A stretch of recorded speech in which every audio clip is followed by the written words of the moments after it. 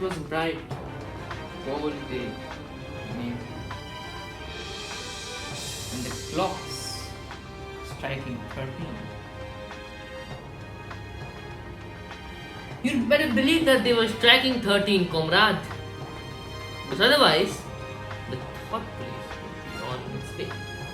Anyways, my dear comrade, welcome to England. This is 1984, and we will.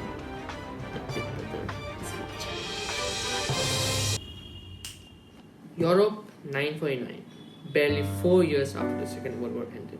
A war that claimed over 90 million innocent lives worldwide. A war that pulverized entire generations and emasculated economies. A war that directly led to the deaths of 19 million unblemished souls in an indescribably barbarous state-sanctioned genocide the world had hitherto never seen. What now? What was there in store for Europe and the larger world? Communism. The spectre was haunting Europe, the spectre of communism. An ideology that, under the mendacious promises of doing away with class antagonism, sought to establish a totalitarian world where the party, the Politburo, the collective consciousness spoke for the individual, a world where liberty sang melancholic strains, and a world where millions of people regularly oofed. But that's not the concern. Eastern Europe was falling prey to this cataclysmic ideology, and to Orwell's horror, the West seemed different. It was as though the world had forgotten the horrors of the tyrannical Nazi regime. It was under these circumstances that George Orwell sat down to pen what I consider, and many others consider, his magnum opus, 1984. What is 1984 all about? Love? Sex? Freedom? Or is it about totalitarianism? Let us find. Author of this masterpiece, George Orwell, and I'm quoting directly from BBC. Orwell was born Eric Arthur Blair on 25 June 1903 in eastern India, the son of a British colonial civil servant.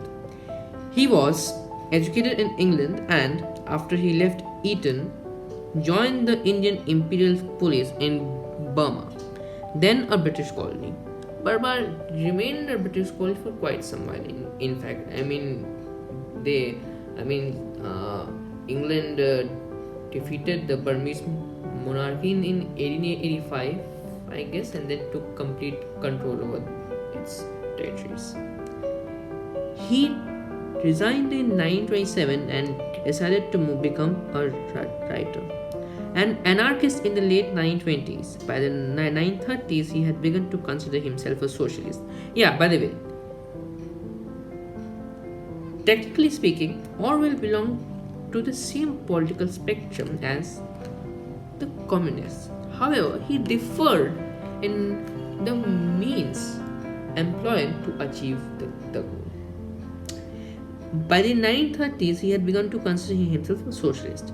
In 1936, he was commissioned to write an account of poverty among unemployed miners in northern England, which resulted in The Road to Vacant Pier 1937. Late in 1936, Orwell traveled to Spain to fight for the Republicans against the Franco's nationalists. See, the Spanish Civil War can be considered as a proxy for the pretty inevitable, not really inevitable, but a kinda inevitable Second World War. He was forced to flee in fear of his life from Soviet-backed communists who were suppressing revolutionary socialist dissenters. The experience turned him into a lifelong anti-Stalinist, which will come into play as in this this novel. Which will manifest itself in this novel. Between 41 and 43, Orwell worked on propaganda for the BBC. In 43, he became literary editor of the Tribune, a weekly left-wing magazine. By now, he was a prolific journalist, writing articles, reviews, and books. In 45, Orwell's Animal Farm was published. Animal Farm is Animal Farm is a, according to this article, a political fable set in a farmyard but based on Stalin's betrayal of the Russian Revolution. We'll talk about Animal Farm later. This video is primarily about 1984, and I believe without further ado, I should move on to characters. Hello there. While I was recording my analysis of the themes and characters of 984, it occurred to me that if I were to include the same in this video would become exceedingly long, and it would certainly not be in the best interest of my viewers. As such, I have decided to make a separate video in which I will thoroughly analyze